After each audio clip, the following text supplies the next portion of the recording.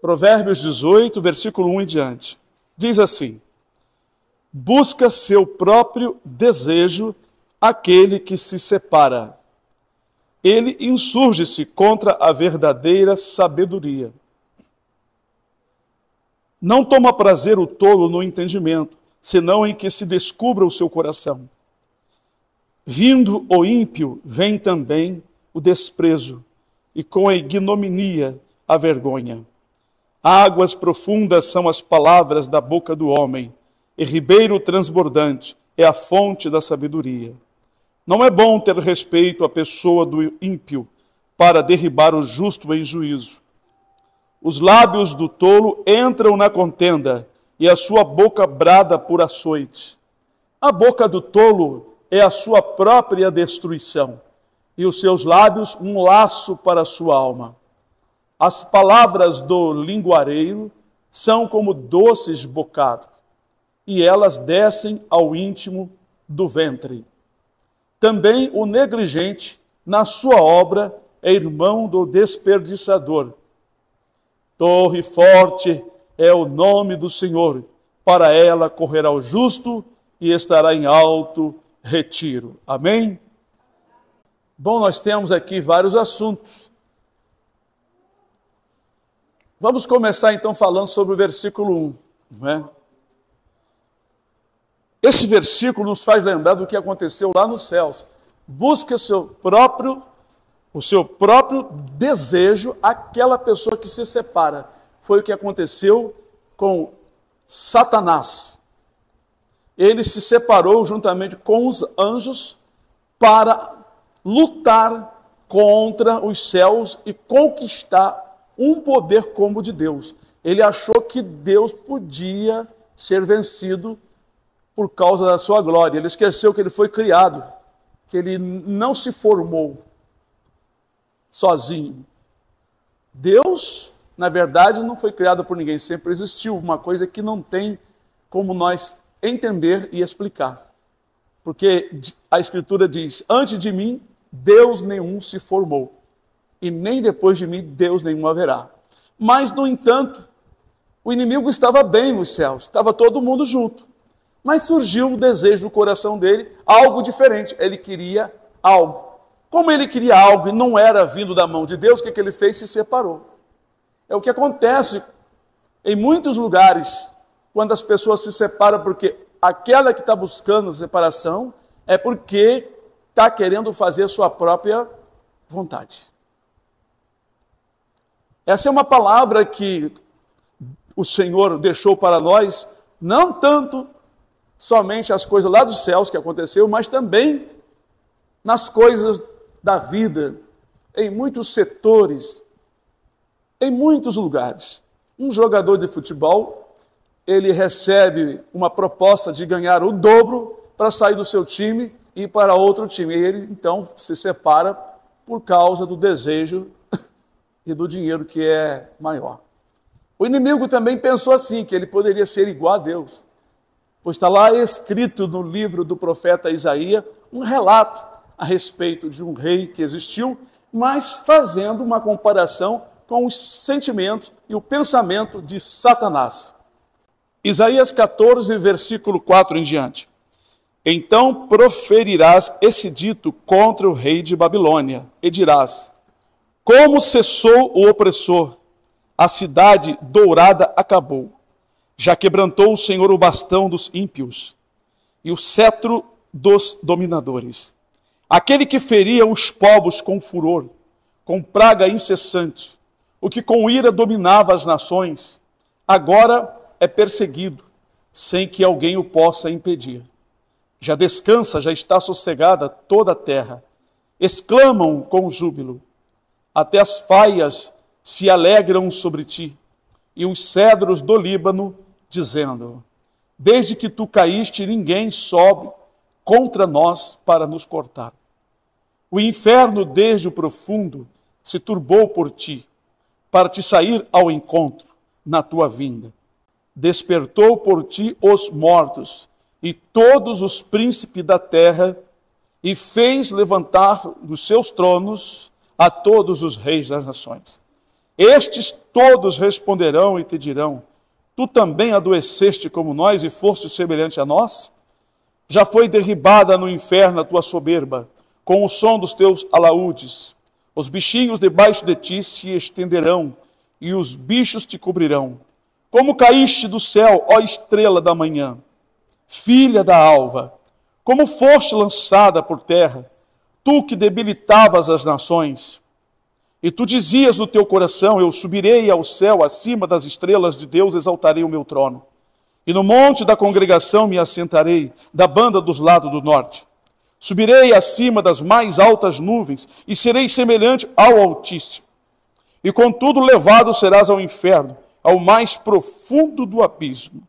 Os que te virem te contemplarão, considerar-te-ão e dirão: é este o varão que fazia estremecer a terra, e que fazia tremer os reinos, que colocava o mundo como um deserto e assolava as suas cidades, que a seus cativos não deixava solto para as suas casas?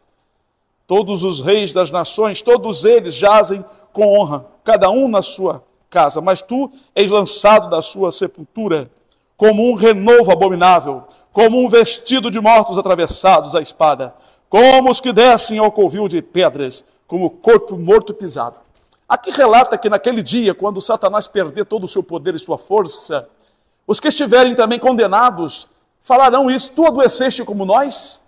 Adoeceste, quer dizer, você perdeu o poder, você agora é igualzinho a nós. Então o diabo não vai ter mais o poder que ele tem atualmente, de assolar a cidade, de colocar as nações debilitadas, sem força, como está fazendo, né? Então, aqui nós vemos um relato que ele dizia no seu coração, como está escrito: e tu dizia no teu coração. Olha só: eu subirei ao céu, acima das estrelas de Deus, exaltarei o meu trono, e no monte da congregação me assentarei. Versículo 13. Então foi esse o pecado de Satanás no céu. Ele se rebelou, ele se separou, porque ele tinha um desejo, ele tinha uma vontade. Por isso que o livro de Provérbios diz: busca seu próprio desejo aquele que se separa. Ele insurge-se contra a verdadeira sabedoria. Então, a função do diabo é se levantar contra a verdade, desde lá do céu. Foi o que ele falou ali para Eva: não, se você comer, você não vai morrer, você vai ser igual a Deus. O que ele falou ali para Eva foi o que aconteceu nos céus. Nós estávamos lá, mas não lembrávamos de mais nada. Nós não lembramos de mais nada.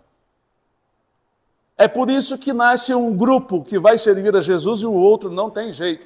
Deus não quer salvar. Não é que Deus não tenha poder de lutar contra o inferno. O inferno tudo pertence ao Senhor. A Bíblia diz que todas as coisas estão patentes. Se Deus quisesse, destruiria o diabo já há muito tempo, se ele quisesse. Mas ele planejou isso. E tem pessoas que não adianta você querer transformar em ovelha. Ele nasceu bode, vai ficar bode, nasceu cascavel, vai ficar cascavel. Não tem jeito. Só os escolhidos do Senhor. Jesus disse que quem semeou o joio no mundo foi o diabo. Eu sei que é uma doutrina difícil de muitos pregadores que não entendem, porque não têm a revelação divina e não podem compreender. Deus não perde para o inimigo. Como Deus poderia perder para o inimigo, deixando almas cair no inferno? Mas são almas, como diz no livro de Salmos: os ímpios estão alienados desde que nasceram, andam errado desde o ventre. Provérbio diz também que até a criança dará a conhecer se as suas obras são boas ou se são más. Nós queremos salvar todo o mundo, mas a salvação é pregada a todos, porque no dia do juízo ninguém terá desculpa. Mas nós entendemos pela revelação divina que só os que estão determinados, como lá em Atos dos Apóstolos, Paulo e os outros pregaram ali para os judeus, mas eles, cheios de invejas, resistiram à mensagem da salvação. Porém, Paulo disse: bom, já que vocês não julgam dignos da vida eterna, nós nos voltamos para os gentios, porque o Senhor nos disse: eu te pus como luz para os gentios. Os gentios que estavam ali reunidos, ouvindo também a mensagem, os gentios eram povos de outras nações, não eram judeus. Se alegraram, porque, puxa, a palavra para nós também, a salvação é para nós. E a Bíblia relata ali: e creram todos quanto estavam ordenados para a vida eterna. Tinha a ordem de Deus. estavam ordenados para a vida eterna. É por isso que nem todo mundo que o irmão chama, que a irmã prega, que a irmã convida, quer receber a salvação. Jesus foi muito claro sobre isso. Não é? As minhas ovelhas me seguem, elas ouvem a minha voz. Ele falou para os judeus: vós não sois das minhas ovelhas, vós tendes por pai ao diabo. Foi uma declaração pública e não foi algo escondido. Jesus falou bem claro para os judeus: vós tendes por pais ao diabo, porque vocês querem satisfazer as obras dele. Quando uma pessoa quer satisfazer a obra do diabo, a pessoa se torna, né, claramente filho do inimigo. Mas aqui então, irmãos, toda pessoa que se separa, ele tem uma tendência de se levantar contra a verdade. Ele começa a dar desculpa e começa a criar uma teoria que antes ele não tinha. Porque agora ele está defendendo uma tese para fortalecer o seu sentimento, né, o seu desejo. Por isso que está escrito: busca seu próprio desejo a pessoa que se separa. Busca seu próprio desejo aquele que se separa. Porque não é a vontade de Deus nós estarmos desunidos. Pois o Salmo 133 diz: ó, quão bom e quão suave é que os irmãos vivam em união. Vamos falar junto? Ó, quão bom e quão suave é que os irmãos vivam em união. Olha, o apóstolo Paulo, falando sobre união, ele fala sobre os membros do corpo, comparando a igreja com os nossos membros do corpo. Ele diz que o pé não pode dizer para a mão: ó, mão, eu não tenho necessidade de ti, então também eu não sou do corpo. Mas a verdade é que o apóstolo ensina ali que cada membro tem uma função. E um não pode querer a função do outro, porque a sua função é importante. É muito importante. Mas tem irmãos que às vezes se separam porque ele queria ser algo naquela igreja e ali ele não conseguiu. Aí ele vai procurar uma igreja onde ele consiga uma oportunidade dele ser vou dizer assim, o que eu vou dizer?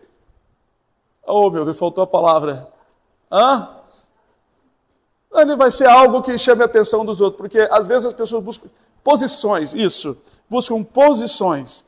Tem igreja que sabe disso, dá logo um monte de cargo para todo mundo, para as pessoas se sentirem logo responsável e ficarem na igreja. Não, eu sou do sei o quê, eu sou do sei o que lá, não, fui consagrado a isso. Coisas que nem existem na Bíblia. Fui consagrado a porteiro, fui consagrado não sei o que lá, sou secretário não sei de quê, sou secretário não sei de que lá, eu sou... sou levita, inventaram esse negócio de levita de uns anos para cá, que na minha época, quando eu tinha 19, 20 anos, 30 anos, não tinha esse negócio de levita. Aí entrou essa vaidade, essas palavras, levita, sua vitória, esses refrões. Na verdade, a tribo de Jesus não é nem Levi, é Judá, né? Então, irmãos, as pessoas têm assim essa necessidade de aplauso, serem vistas, elogiadas. O diabo deixou entrar dentro de si, né? O seu sentimento, ele criou certamente esse sentimento de ser alguém. No livro de Ezequiel diz que ele foi feito, ele vivia entre pedras afogueadas. Ele foi feito um querubim ungido para proteger. E no dia que ele foi criado também as obras dos tambores, dos pífaros, toda sorte de instrumento. Parece que ele era tipo assim, um regente do coral celestial, ele tinha uma alta posição, ele estava entre pedras brilhantes, afogueadas, né, reluzentes. Então, ele se encheu de glória e se deixou levar pela posição que ele já se encontrava, e ele não se contentou, ele queria ser ainda maior do que ele já era, ele queria ser igual a Deus. Serei semelhante ao Altíssimo. Não foi isso que nós lemos? Não é? Olha aqui. Versículo 14 de Isaías 14. Subirei acima das mais altas nuvens. Essas nuvens aqui, irmãos,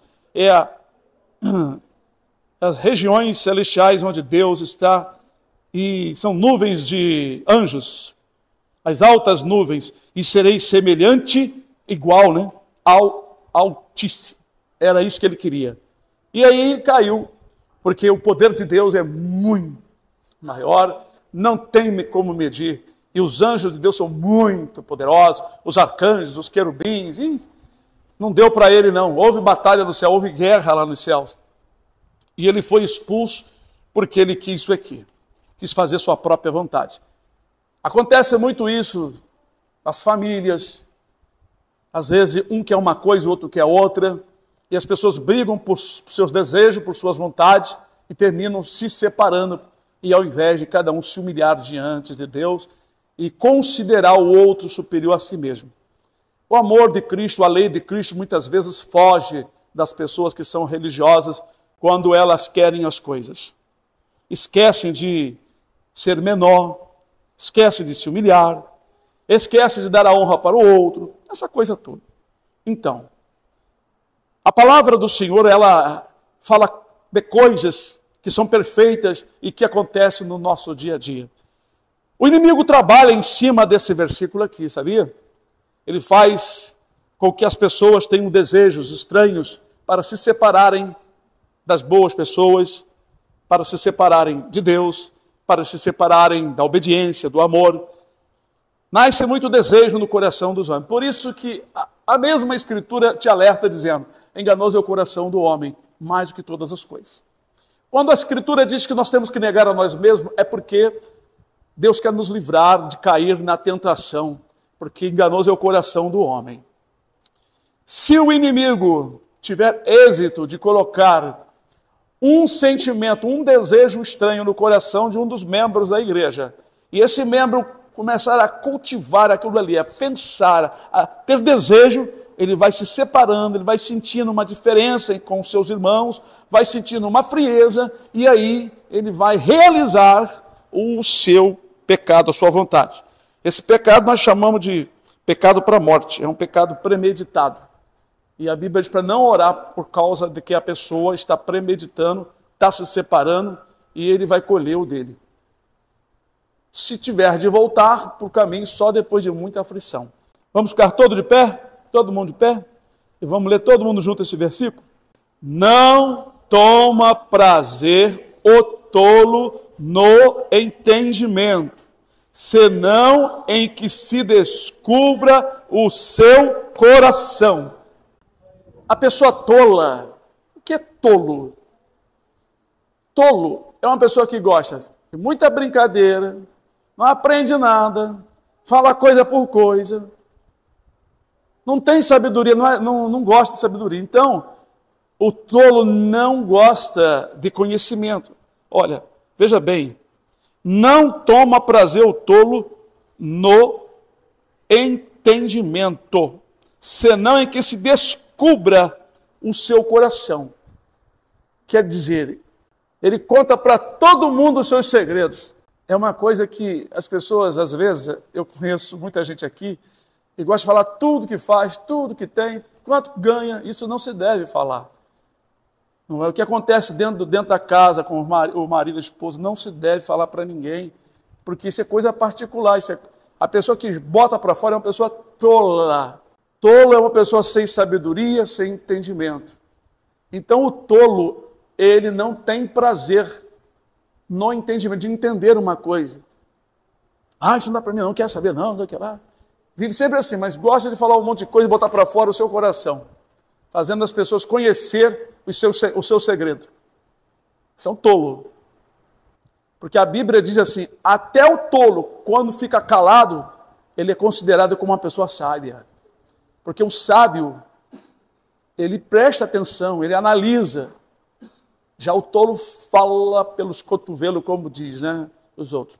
E termina dando a conhecer a sua vida. Eu criei um provérbio há muitos anos que diz assim, né? Aquele que muito fala, dá a conhecer a sua vida. Fala demais e passa para os outros coisa que não devia passar. Isso é o tolo. Ele tem prazer em fazer isso. Para comprar um carro, rapaz, olha, paguei tanto, hein? O carro é bom, hein? Aí ele fala, se elogia, bota suas coisas lá em cima, suas coisas é boa, muito boa, tudo que tem é bom, nunca está errado. Isso é o tolo. Já o sábio, não. Sábio, ele procura não falar tudo que tem, todo o dinheiro que tem para todo mundo, não é seu segredo do coração, porque ele é sábio, ele entende que não pode falar para qualquer um. Mas o tolo é assim. O livro de Provérbio é um livro de instrução para nos ensinar a viver mais em paz aqui na terra. O livro de Provérbios, ele nos instrui a viver como bom empregado, como bom patrão, né? Como bom chefe de casa, esposo, como uma boa esposa, não é? Nos negócios, com as pessoas. Ele é muito instrutivo. Isso para nós vivermos mais em paz. Como corrigir os filhos, não é? Tudo isso. Então diz assim, não toma prazer. O tolo não tem prazer, ele não se alegra no entendimento. Senão em que se descubra o seu coração. Imagina, o tolo gosta que as pessoas conheçam todo o segredo que ele tem. Você vê que a criança, quando ganha um monte de coisa, o que a criança faz quando chega uma visita? Quer mostrar tudo o que tem. Vai, põe um brinquedo, que pega outro, e pega outro, e pega outro, e faz uma coisa, porque ela não tem entendimento. Então, tem gente que é assim. Teve um rei que fez uma coisa que, mais tarde, houve um grande prejuízo. Ele ficou doente, então o rei de Babilônia mandou os embaixadores, uns representantes, a consolar o rei. E quando os embaixadores chegaram lá, sendo ele um rei de Israel, né, e de Judá, na tribo de Israel, e os embaixadores de Babilônia, que era uma nação inimiga. Mas o rei de Babilônia mandou uns homens lá para consolá-lo. Os homens nem vieram para olhar nada. Aí o que o rei fez? Mostrou tudo para os homens. Mostrou toda a glória. Fez igual criança. Mostrou o tesouro, mostrou o ouro, a prata, mostrou tudo. Aí os homens foram embora. Aí Deus mandou o profeta, acho que Isaías, lá na casa do rei. Acho que é Ezequias. Assim diz o Senhor, o que vieram fazer aqueles homens aqui? Ah, vieram me consolar, porque souberam que eu estava convalescido e coisa e tal. E que foi que você mostrou a eles? Ah, não há nada aqui que eu não tenha mostrado. Mostrei tudo. Assim diz o Senhor. Dias virão em que tudo que eles viram aqui será levado para a Babilônia. O tolo gosta disso. Quer dizer, o rei Ezequias não era um rei tolo, mas ele ali foi tolo nesse momento. Há aquela alegria de mostrar que você tem, porque você se sente bem de mostrar que você tem uma ferramenta desse tamanho, né? Tem uma metralhadora, então você vai mostrar o seu fuzil. Não mostrar nada para ninguém não, gente. Até o seu amigo falando que você tem, até bater no aproveitador, que nós chamamos de ladrão, né? O Senhor nosso Deus, Ele nos ensina para nós vivermos mais tranquilo. A ideia é essa, é você viver bem. Ah, é pecado mostrar? Não, você pode mostrar tudo que você tem, mostrar o contra-cheque seu, mostrar o valor que você tem no banco, pode mostrar. Você não está pecando contra Deus, não, você está pecando contra você. O Provérbios aqui é para te ensinar a viver melhor, para que você viva bem, não seja tão inocente, tão bobo, tão tolo. Né? Que farás quando tu colocar teus amigos por cabeça? Que farás depois, né? Porque a pessoa confia tanto e bota um amigo responsável por uma situação e aí aquele amigo se levanta, já viu, né? A coisa fica feia. É como, por exemplo, Deus te põe como cabeça numa situação, tu confia e põe outro e deixa a responsabilidade na mão de uma pessoa que Deus não orientou, né? Versículo 3, vindo o ímpio, vem também o desprezo, e com a ignomínia, a vergonha. Esse versículo fala da aparição dos ímpios. Quando os ímpios surgem, dominam, quando chega no lugar, quando um político é ímpio, é perverso, aí vem o desprezo, aí vem as tribulações, a ignominia, aí vem a angústia, problemas que vão surgir por causa de certos ímpios. É a mesma coisa, quando um justo é levado, a cidade se alegra. Mas quando o ímpio é erguido, o povo geme. É isso aqui. Vindo o ímpio, vem também os problemas. Eu tinha um conhecido, um amigo e irmão em Cristo, era dono de uma marmoraria, vocês sabem, né? Que trabalha com aqueles granitos. Aí ele estava falando para mim sobre os funcionários que ele tinha. Eu falei assim, irmão, vai orando para Deus mandar tudo embora e você colocando outros funcionários, porque funcionário ruim, carregado, que vive com um demônio, fazendo coisa errada, falando palavrão, traz a maldição para o setor de trabalho. Pode acreditar no que eu estou te falando. Tira o ímpio do meio. Tem uma palavra em provérbio que diz, tira o ímpio e o reino vai subsistir. Então, aí ele foi fazendo, foi tirando, Deus foi abençoando, ele limpou a empresa dele lá, né? Dessas pessoas más. É o livro de Esther, quando Amã foi erguido ali, e ele logo intentou destruir os judeus, o povo começaram então a suspirar, a gemer. Depois que ele foi enforcado, ele e seus filhos, e o Mardoqueu foi elevado, houve alegria até ponte de fora. Porque um justo, ele não quer prejudicar as pessoas, mas o ímpio ele quer. Você bota um ímpio com você, ele fica só esperando a hora de dar o bote. Ele fica só olhando o que ele pode tirar. Eu tinha um rapaz, eu trabalhava em Caxias e morava em São Gonçalo, num lugar bem longe. Eu pegava ônibus de viagem para trabalhar. Era um gasto tremendo. E como eu chegava à tarde, eu pedi para esse rapaz, para ele tanto guardar meu material, quanto montar o meu material. E ele começou a mentir, dizendo que alguém não pagou o serviço que nós fizemos, coisa e tal. Aí eu comecei a sentir que ele estava me enrolando. Eu falei, daqui a pouco ele vai pegar os clientes todos, vai pegar toda até a minha ferramenta. Aí eu falei, senhor Nilson, o nome dele era Nilson. Olha, não dá mais para nós trabalharmos juntos mais não, tá bom? Puxa, mas eu preciso, coisa e tal, mas não vai dar não, rapaz. Faz o seguinte, eu vou te dar uma ferramentinha aí, você arruma um canto para você trabalhar e você vai trabalhar. Aí ele já sabia fazer umas coisinhas e pegou e me livrei dele. Antes que acontecesse pior. Porque toda semana estava acontecendo desvio de dinheiro. É sempre assim. Não é? A pessoa demonstra assim aquela coisa, junto, mas está sempre apanhando. Então, irmãos, a Escritura ela nos ensina a não confiar demais. Porque, irmão, ímpio é ímpio. Até na terra da retidão, diz a palavra, ele pratica impiedade. Até no meio dos bons. Então, o bom, como diz a palavra do Senhor, não vos ponhais debaixo de um jugo desigual com o infiel. O infiel é o ímpio.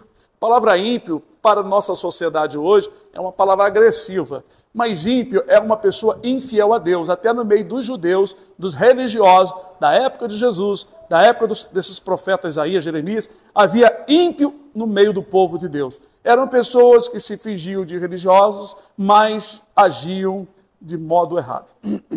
Então é isso. Vamos ler ainda o versículo 3 ou 4. Águas profundas são as palavras da boca do homem, e ribeiros transbordantes é a fonte da sabedoria. Bom, aqui está falando que uma pessoa que tem boas palavras, né? É comparado às suas palavras como muitas águas profundas, quer dizer, tem água à vontade. Muitas águas. Porque uma pessoa que não sabe dar conselho, não sabe respeitar, falar da palavra, dar uma boa orientação, essas pessoas que não sabem fazer isso, são consideradas muitas vezes sem sabedoria. Então, aqui está falando que as palavras da boca de uma pessoa que tem conhecimento são como águas profundas e um ribeiro transbordante à fonte da sabedoria. É por isso que a Escritura diz assim, anda com o sábio e tu serás sábio, mas não anda com os tolos. Viva uma vida com os sábios e você vai ser mais sábio ainda. Porque é assim, irmão, tem pessoas mais educadas do que as outras, mais conselheiras, mais calmas, que têm mais sabedoria, que têm mais amor, que têm mais paciência. Então, cola com essas pessoas.